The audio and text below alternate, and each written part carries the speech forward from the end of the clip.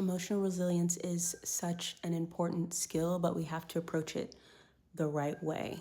And I think approaching it the right way comes from a perception and a definition of it that is empowering. Sometimes people talk about emotional resilience as if it's like a finish line, like you defeated some emotional obstacle, the emotions have gone away, and now you're like clear, calm, and collected. And that's great. And that might also be like a strong example of what emotional resilience is. But often it's not that. And sometimes it can actually even feel like quietly enduring pain, right? Until things shift or you shift.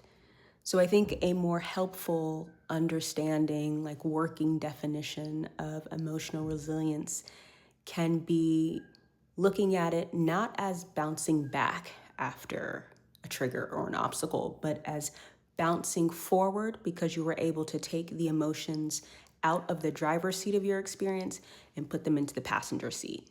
You're not saying they don't exist. You're not even saying that you're like fighting them and, winning against them. You are so connected to yourself, your purpose, your sense of character, your values, everything. Even like as small as the goal for the day, you're so connected to those things and your intention that you let yourself move through the process of moving from this emotionally heightened state to a less emotionally heightened state because you know what needs to be in the driver's seat.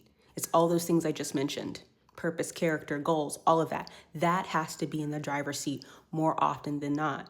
That's really the definition to work with. The reason you're resilient, the reason that you choose strength, the reason that you choose to work through what comes up is because you know what deserves to be in the driver's seat. And it's not always the triggers and the emotions and when life lifes.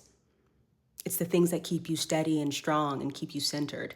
That is what drives your life experience, or at least, if you have a growth mindset, that's what you want to drive your life experience.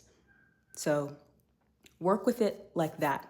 You don't have to bounce back. You can bounce forward because you understand what experiences, thoughts, beliefs, all of that should be driving you forward. And you don't need to look back so much. You also don't need to defeat your emotions. You can set them to the side and deal with them when you are ready and when you have the time and when you've allowed them to sit next to the person that you're growing into.